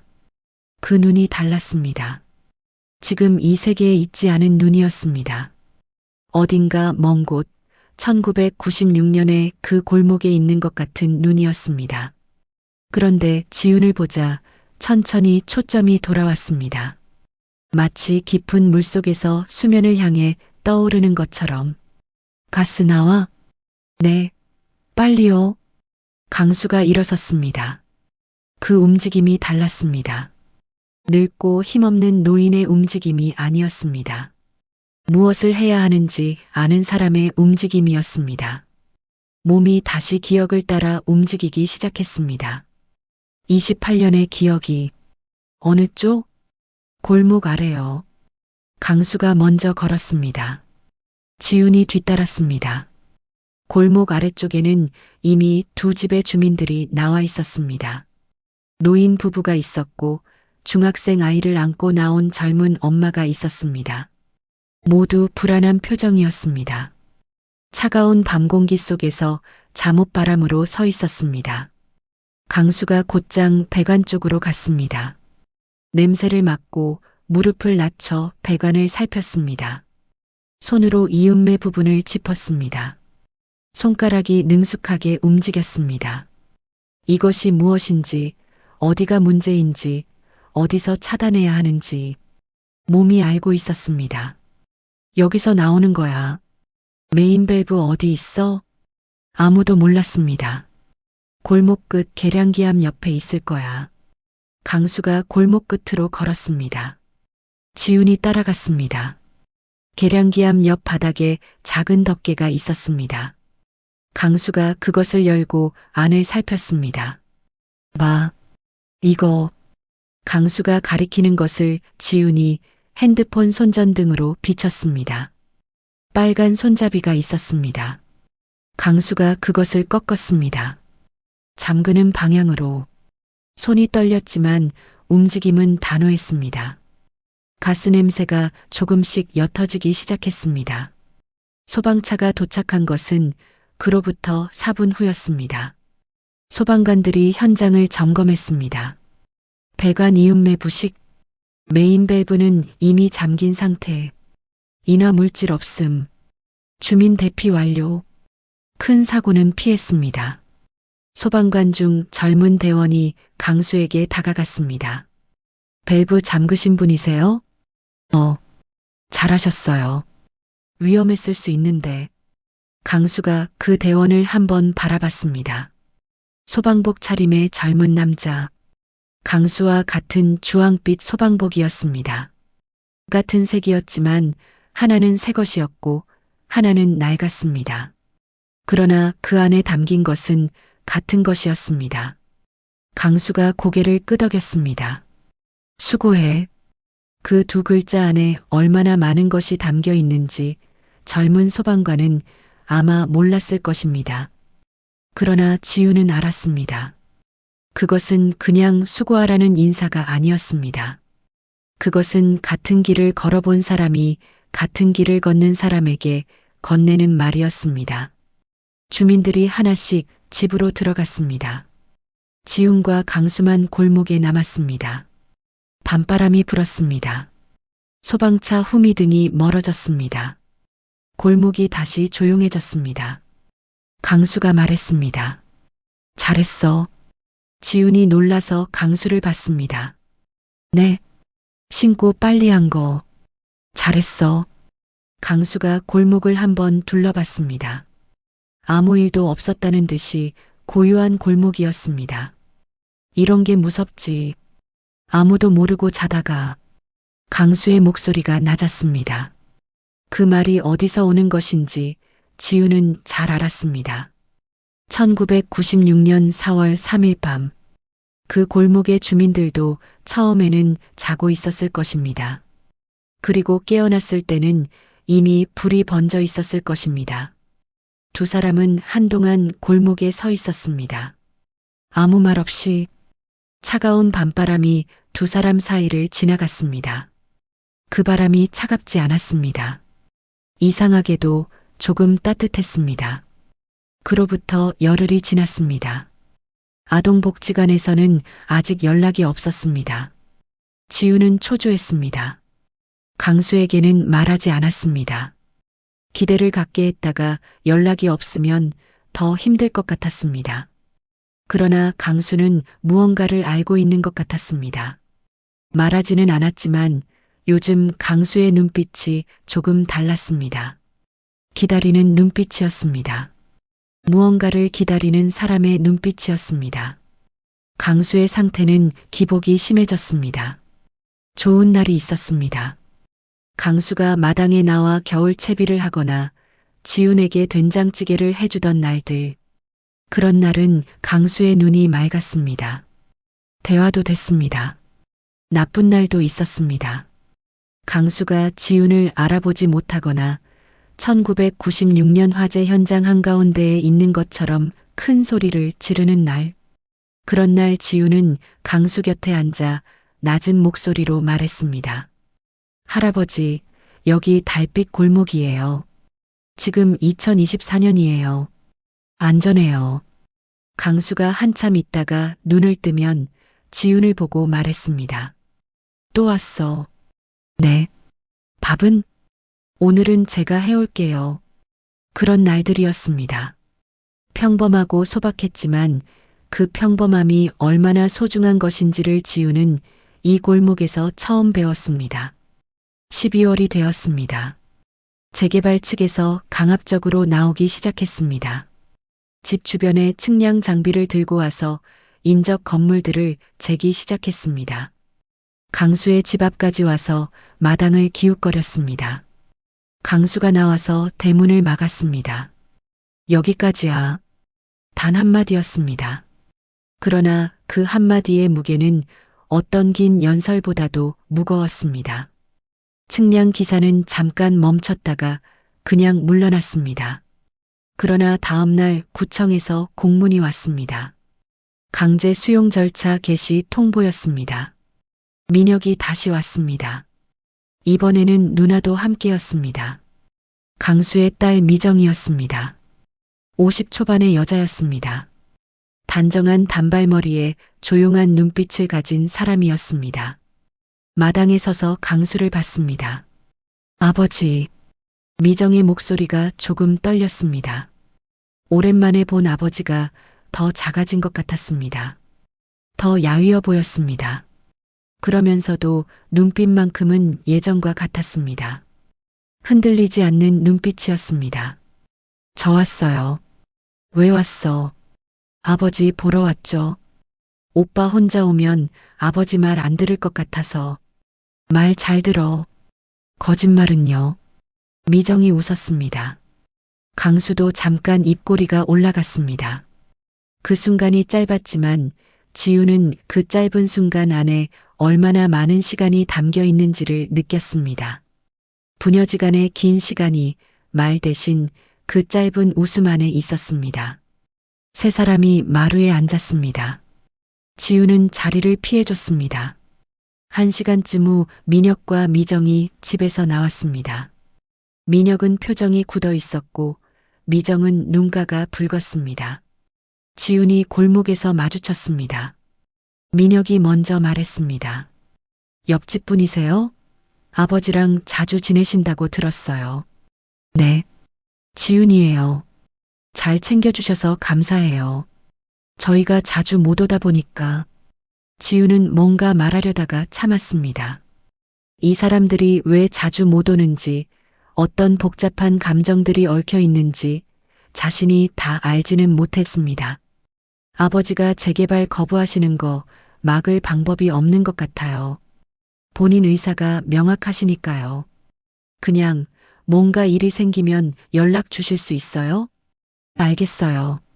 미정이 조용히 말했습니다. 아버지가 매일 밤 나가신다고 했는데 그 소방복 일 때문이죠?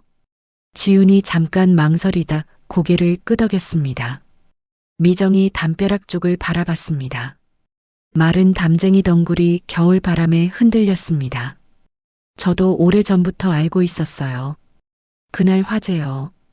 아버지가 평생 짊어지고 사신 거. 우리한테는 한 번도 말씀하신 적 없어요. 어느 날부터 이렇게 되셨고 우리는 왜 그런지 오래 몰랐어요. 미정의 목소리가 조금 갈라졌습니다. 아버지가 혼자 그것을 다 안고 사셨다는 게 그게 제일 마음이 아파요. 그 말이 지훈의 가슴에 오래 남았습니다. 강수가 자식들에게도 말하지 못한 것을 혼자 안고 28년을 걸어온 것을 그 무게가 얼마나 무거웠을지를 생각하면 가슴이 무너지는 것 같았습니다. 12월 중순 어느 날 저녁 지훈의 핸드폰이 울렸습니다. 모르는 번호였습니다. 여보세요. 저기 인천 아동복지관에서 연락받았습니다. 남자 목소리였습니다. 낮고 조심스러운 목소리였습니다. 그러나 그 조심스러움 안에 오래 참아온 무언가가 있었습니다. 지훈은 그것을 느꼈습니다. 순간 심장이 멈추는 것 같았습니다. 네, 제가 메시지 남긴 사람입니다. 그분, 지금도 계세요? 네, 계세요. 잠깐의 침묵이 있었습니다. 전화기 너머에서 숨소리가 들렸습니다.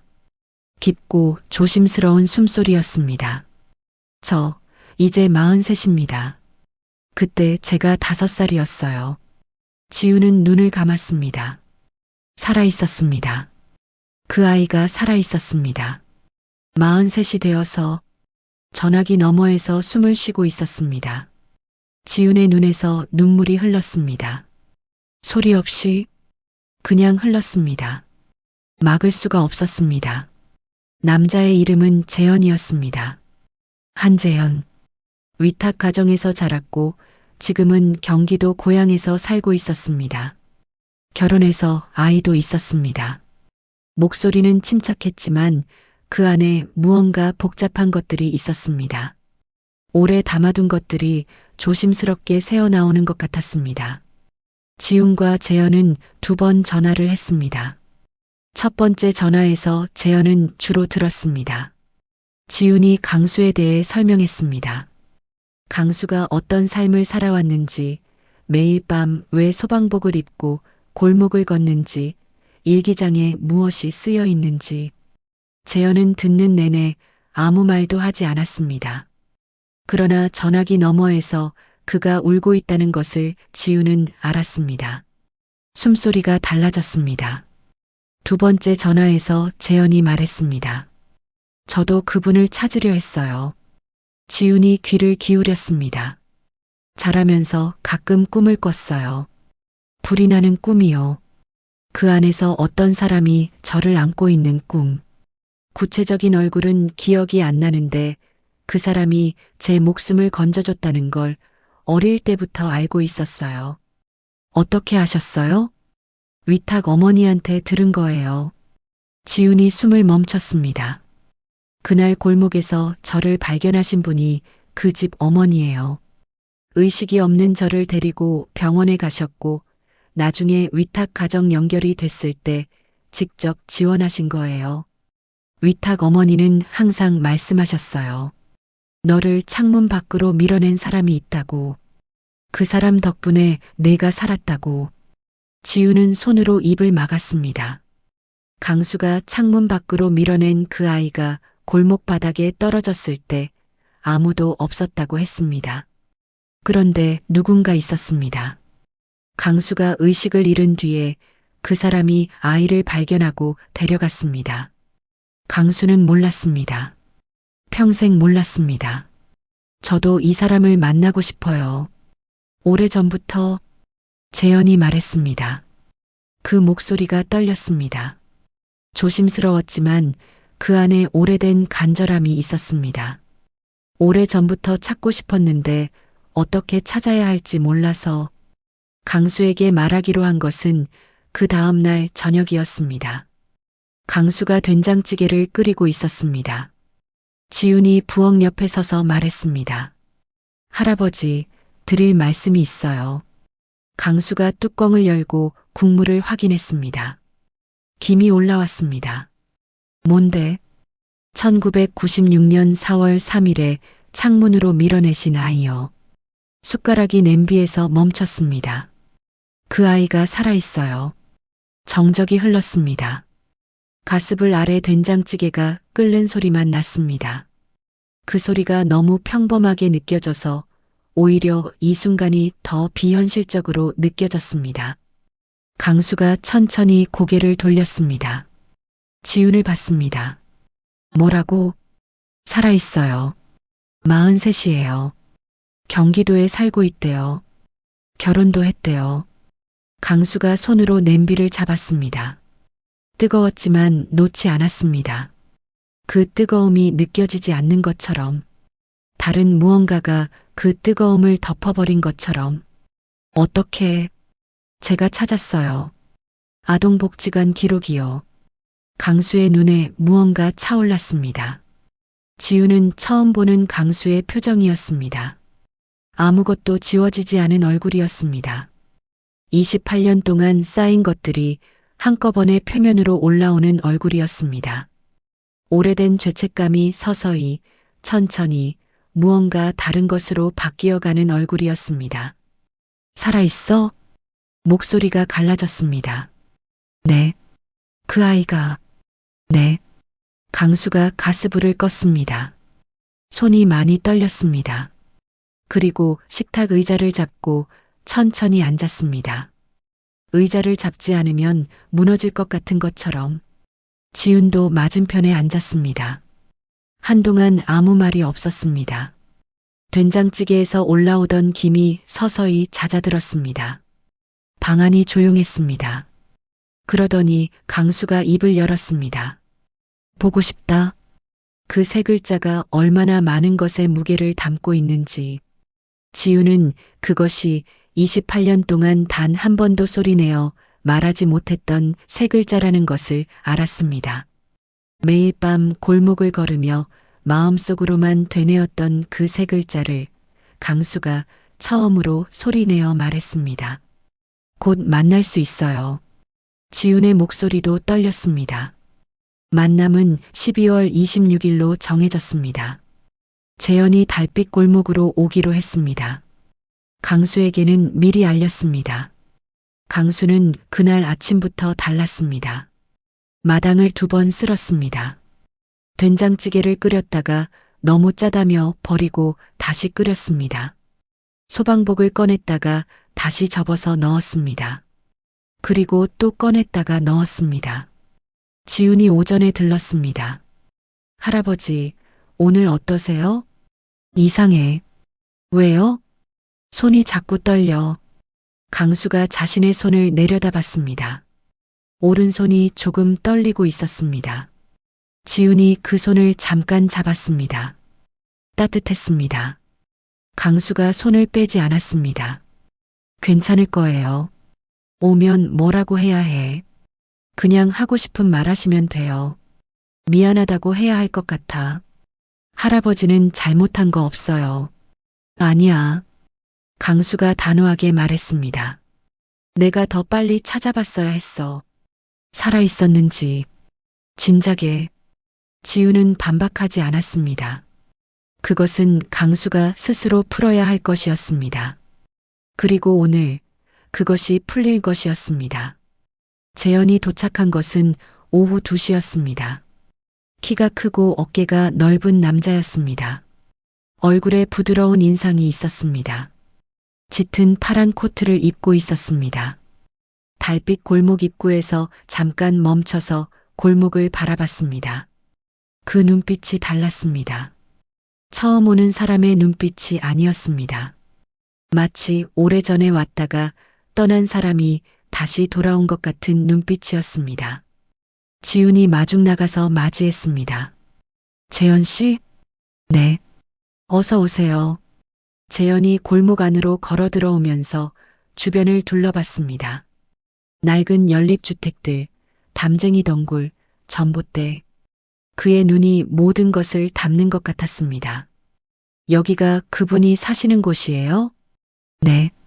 저 집이요. 재현이 강수의 집 파란 철문을 바라봤습니다. 마른 담쟁이 덩굴이 담벼락을 덮고 있었습니다. 재현은 잠깐 그 앞에 서 있었습니다. 발이 떨어지지 않는 것 같았습니다. 떨려요. 저도요. 두 사람이 잠깐 웃었습니다. 그 웃음이 눈물처럼 느껴졌습니다. 강수는 마루에 앉아 있었습니다. 회색 트레이닝복이었습니다. 소방복은 방에 뒀습니다. 머리를 깔끔하게 빗어 넘겼습니다. 손에 보리차 잔을 들고 있었습니다. 그 손이 떨리고 있었습니다. 보리차가 찰랑거렸습니다. 문이 열리고 재현이 들어왔습니다. 강수가 고개를 들었습니다. 두 사람이 마주봤습니다. 아무 말도 없었습니다. 1초, 2초, 3초. 그 침묵 안에 28년이 있었습니다. 매일 밤에 골목이 있었습니다. 꿈속에 불길이 있었습니다. 창문 너머로 마주쳤던 눈빛이 있었습니다. 그것이 모두 그 짧은 침묵 안에 있었습니다. 재현의 눈이 붉어졌습니다. 입술이 움직였지만 소리가 나오지 않았습니다. 강수가 천천히 자리에서 일어났습니다. 43세 남자와 76세 노인이 마루에서 마주 섰습니다. 파란 줄무늬 잠옷을 입고 구석에 웅크려 있던 5살 아이와 그 아이를 안고 불길 속을 헤맸던 소방관이 28년이라는 시간이 두 사람 사이에서 조용히 허물어졌습니다. 재현이 말했습니다. 찾고 싶었어요. 오래전부터. 목소리가 떨렸습니다. 그 떨림이 얼마나 오래 쌓인 것인지. 강수가 고개를 끄덕였습니다. 나도. 재현이 강수 앞에 섰습니다. 그리고 허리를 깊이 숙였습니다. 말없이 그냥 깊이 오래 살려주셔서 감사합니다. 그 인사가 방 안에 가득 찼습니다. 지우는 부엌 쪽에 서 있었습니다. 눈물이 흘렀습니다. 닦지 않았습니다. 강수는 그 인사를 받지 않았습니다. 대신 손을 들어 재현의 어깨를 잡았습니다. 그 손이 떨렸습니다. 그러나 잡는 힘은 흔들리지 않았습니다. 오래 붙들고 싶은 사람을 잡는 손이었습니다. 미안해. 재현이 고개를 들었습니다. 눈물이 흘렀습니다. 할아버지가 왜 미안해요? 늦게 확인했어. 살아있는 거. 진작 알았어야 했는데. 저도 찾지 못했어요. 우리 둘 다 찾지 못한 거예요. 재현이 눈물을 닦았습니다. 강수는 눈물을 흘리지 않았습니다. 흘리지 않는 것이 아니라 흘릴 힘이 없는 것처럼 그냥 재현의 얼굴을 오래 바라봤습니다. 그 아이의 얼굴이 여기 있었습니다. 5살이 아니라 43이었지만 파란 줄무늬 잠옷이 아니라 짙은 파란 코트였지만 눈빛은 달라지지 않았습니다. 강수는 알 수 있었습니다. 이 남자가 그 아이라는 것을 그 눈빛이 말해줬습니다. 재현이 맞은편에 앉았습니다. 지훈이 보리차를 2잔 더 따랐습니다. 세 사람은 오랫동안 앉아 있었습니다. 재현이 자신의 이야기를 했습니다. 위탁 가정에서 자라며 겪은 것들, 성인이 되어서 그 밤을 어떻게 기억했는지, 가끔 꿈에서 불길이 보일 때면 어떤 감정이었는지, 그 이야기들이 하나씩 나올 때마다 강수는 아무 말도 하지 않았습니다. 그러나 눈을 감지도 않았습니다. 모든 말을 받아들이는 눈빛으로 들었습니다. 재현이 물었습니다. 왜 매일 밤 나오세요? 동네 분들한테 들었어요. 강수가 잠깐 생각했습니다. 확인하러. 뭐요? 또 그런 일이 있으면 안 되니까. 자고 있다가 당하면 안 되니까. 재현이 강수를 바라봤습니다. 저 때문에 나오시는 거 아니에요? 강수가 고개를 저었습니다. 처음엔 그랬어. 너 찾으려고. 그런데 언제부터인지 모르겠어. 그냥 그게 내 일이야. 내가 할 수 있는 일이야. 재현이 눈을 감았습니다. 그 눈 위로 눈물이 맺혔습니다. 나오지 않으셔도 돼요, 이제. 강수가 대답하지 않았습니다. 제가 살아있어요. 잘 살고 있어요. 할아버지 덕분에. 강수의 손이 무릎 위에서 조금 움직였습니다. 그리고 멈췄습니다. 다행이다. 그 한마디가 얼마나 많은 것의 무게를 덜어냈는지. 28년 동안 혼자 지고 온 것들이 그 두 글자 안에서 조용히 내려졌습니다. 지우는 보리차 잔을 내려다봤습니다. 눈이 뜨거웠습니다. 가슴이 뜨거웠습니다. 이 순간이 이 작고 낡은 방 안에서 일어나고 있는 이 일이 세상에서 가장 조용하고 가장 큰 것이라는 것을 느꼈습니다. 저녁이 됐습니다. 재현이 집으로 돌아가야 할 시각이었습니다. 마당에서 작별을 나눴습니다. 겨울 저녁의 차가운 공기 속에서 재현이 강수의 손을 잡았습니다. 강수가 손을 쥐었습니다. 그 손이 떨렸습니다. 그러나 놓지 않았습니다. 또 올게요. 그래. 가기 전에 하나만 물어봐도 될까요? 강수가 고개를 끄덕였습니다. 할아버지는 왜 그때 다시 들어가셨어요? 퇴거 명령 내렸다고 들었어요. 위험한 거 아셨을 텐데.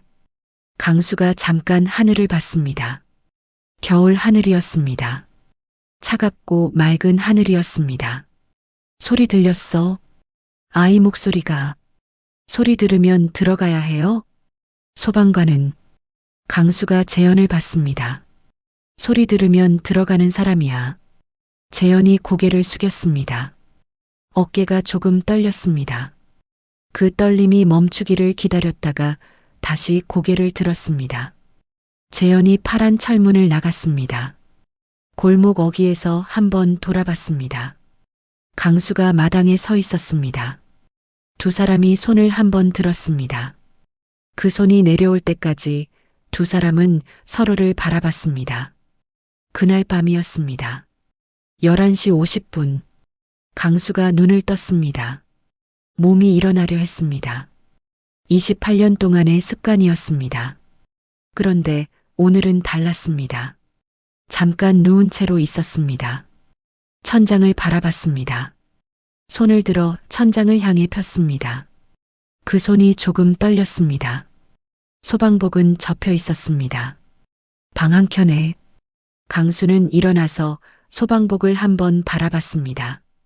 손으로 한번 어루만졌습니다. 낡고 퇴색한 주황빛 천이었습니다. 반사판 스티커가 절반쯤 떨어져 있었습니다. 오른쪽 소매에 실밥이 풀려 있었습니다. 28년이었습니다. 이것을 입고 매일 밤을 걸었습니다. 이것을 입고 그 아이를 찾았습니다. 이것이 강수가 자신에게 허락한 유일한 것이었습니다. 강수는 소방복을 입지 않았습니다. 그냥 트레이닝복 차림으로 마루에 나왔습니다. 보리차 한 잔을 따라 마셨습니다. 뜨거웠습니다. 마당을 바라봤습니다. 겨울밤의 골목이 조용했습니다.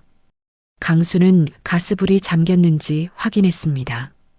현관문이 제대로 닫혔는지 확인했습니다. 그리고 다시 방으로 들어갔습니다. 소방복 옆에 누웠습니다. 일기장을 꺼냈습니다. 가장 오래된 페이지 1996년 4월 3일을 펼쳤습니다. 손가락이 닿던 자리가 반들거렸습니다. 강수는 그 페이지를 오래 바라봤습니다. 그리고 천천히 다음 페이지를 넘겼습니다. 맨 뒷장이었습니다. 거의 아무것도 쓰이지 않은 빈 페이지. 강수가 펜을 들었습니다. 손이 아주 조금 떨렸습니다. 그러나 천천히 분명하게 써내려갔습니다. 2024년 12월 26일. 오늘 그 아이를 만났다. 살아있었다. 잘 살고 있었다. 나는 오늘 퇴근한다. 펜을 내려놓았습니다. 일기장을 덮었습니다. 강수가 눈을 감았습니다. 방 안이 조용했습니다. 달빛 골목이 조용했습니다. 낡은 연립주택들이 서로 어깨를 기대고 서 있는 그 골목이 오늘 밤은 유난히 조용하고 따뜻했습니다. 겨울인데도 따뜻했습니다. 강수는 잠들었습니다. 소방복은 그 옆에 있었습니다. 처음으로 입히지 않은 채 오늘 밤 강수와 함께 쉬고 있었습니다. 두 사람이 같이 퇴근한 것처럼 재개발은 결국 지연됐습니다. 강수의 집이 버티는 동안 지훈이 자료를 정리해서 제출한 것이 빌미가 됐습니다. 시행사의 인허가 과정에서 절차 위반이 발견됐습니다. 담당 공무원과 시행사 사이에 유착 의혹이 제기됐고 지역 언론이 그것을 다뤘습니다. 작은 기사였지만 구청이 재검토에 들어갔습니다. 권력과 돈이 합쳐진 것은 단단해 보였습니다. 그러나 한 노인이 파란 철문 앞에서 버텼습니다. 그리고 그 옆에 한 청년이 있었습니다. 그것이 전부였습니다. 그러나 그것으로 충분했습니다. 강수의 집은 철거되지 않았습니다. 봄이 왔습니다. 강수의 마당에 담쟁이 덩굴이 다시 새 잎을 내기 시작했습니다. 연두빛 작은 잎들이 마른 줄기를 따라 하나씩 돋아났습니다. 강수는 여전히 마당을 쓸었습니다. 아침마다 쌀이비를 들고 마당을 쓸고 대문 앞까지 쓸었습니다. 재현이 2달에 한 번쯤 왔습니다. 가끔은 아이를 데리고 왔습니다. 초등학교 2학년이었습니다. 강수는 그 아이를 보면 유독 말이 많아졌습니다. 마당 구석에 함께 쪼그려 앉아 뭔가 이야기를 했습니다. 할아버지, 뭐 얘기하세요? 지훈이 재현에게 물었습니다. 재현이 웃었습니다. 모른다고요. 저한테는 아무 말도 안 하거든요. 애한테만 하시는 말이 있나 봐요. 두 사람이 함께 웃었습니다. 마당 구석에서는 강수와 아이가 고개를 맞대고 있었습니다. 봄 햇살이 그 위에 내려앉았습니다. 지우는 그 봄부터 달빛 골목에 머물기로 했습니다. 처음에는 잠깐 있을 생각으로 온 것이었습니다. 어느새 1년이 됐고 집을 옮길 생각이 사라졌습니다. 이유를 정확히 설명하기는 어려웠습니다. 그냥 여기 있어야 할 것 같았습니다. 아침에 된장찌개를 먹고 밤에 전봇대 옆에 앉아 골목을 바라보고 가끔 강수의 집에서 귤을 까먹는 날들. 뭔가 대단한 날들이 아니었습니다. 그러나 지우는 이 골목에서 처음으로 알았습니다. 대단하지 않은 날들이 쌓여서 가장 소중한 것이 된다는 것을. 그리고 매일 밤 11시 58분에 골목을 바라보는 습관이 생겼습니다. 오늘 밤도 강수가 나오는지. 그러나 강수는 그날 이후 소방복을 입고 밖으로 나오지 않았습니다. 가끔 밤 늦게 마당에 서서 하늘을 보는 것 같기는 했습니다. 그러나 골목으로 발걸음을 옮기지는 않았습니다. 강수는 퇴근했습니다. 마지막으로 퇴근했습니다. 그해 가을 강수가 지훈에게 뭔가를 건넸습니다. 소방복이었습니다. 지훈이 당황해서 강수를 봤습니다. 이게 뭐예요? 줄게. 왜요? 필요 없어. 근데 버리긴 싫어. 지훈은 소방복을 받았습니다. 낡고 퇴색한 주황빛 천이었습니다. 반사판 스티커가 절반쯤 떨어져 있었습니다. 오른쪽 소매는 실밥이 풀려 있었습니다. 무거웠습니다.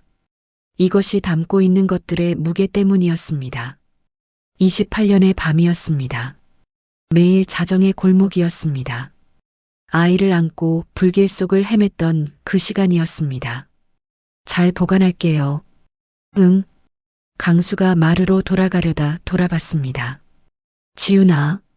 네. 고마워. 지훈은 소방복을 두 손으로 꼭 잡았습니다. 목이 메었습니다. 제가요. 두 사람은 잠깐 서로를 바라봤습니다. 노인과 청년이. 달빛 골목의 가을 햇살이 두 사람 사이에 내려앉았습니다. 그것으로 충분했습니다. 사람들은 저마다 지지 못한 불을 하나씩 안고 삽니다. 꺼뜨려야 했는데 꺼뜨리지 못한 불, 지켜야 했는데 지키지 못한 무언가. 그것이 때로는 죄책감이 되고 때로는 평생의 무게가 됩니다. 그 무게를 아무도 모르게 혼자 지고 걷는 사람들이 있습니다. 강수는 그 무게를 28년 동안 지고 살았습니다. 낡은 소방복을 입고 밤마다 골목을 걸으며 자신이 구하지 못했다고 믿은 아이를 찾아다녔습니다. 그러나 아이는 살아 있었습니다. 그리고 43이 되어서 그를 찾아왔습니다. 가장 무거운 죄책감은 사실 그 끝에 용서가 아니라 진실이 있었습니다. 강수가 못한 것이 아니었습니다. 할 수 있는 모든 것을 했습니다. 불길 속에서 아이를 안고 창문까지 걸어갔고 자신이 쓰러지기 전에 먼저 아이를 밀어냈습니다.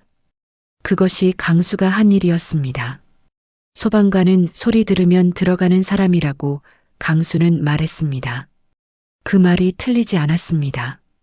강수는 들어갔고 아이를 찾았고 창문 밖으로 밀어냈습니다. 자신이 쓰러지기 전에 자신보다 먼저 그것으로 충분했습니다. 강수가 28년 동안 모르고 있었을 뿐 그것으로 이미 충분했습니다. 진짜 영웅은 화려하지 않습니다. 누군가 알아주기를 바라지 않습니다. 박수를 기다리지 않습니다. 그냥 소리가 들리면 들어가는 사람입니다. 자신보다 먼저 다른 사람을 창문 밖으로 밀어내는 사람입니다. 우리 곁에는 그런 사람들이 있습니다. 이름도 모른 채 지나쳤던 사람들 중에 낡은 소방복을 입고 밤마다 골목을 걷던 노인처럼 그 사람들의 이야기를 기억해 주세요.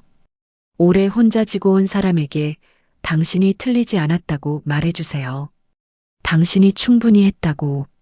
이제 내려놓아도 된다고. 그것이 우리가 할 수 있는 가장 작고 가장 큰 일입니다. 구독과 좋아요는 감동 있는 이야기 만드는 데 큰 힘이 됩니다. 긴 영상 끝까지 함께 해주셔서 진심으로 감사드립니다.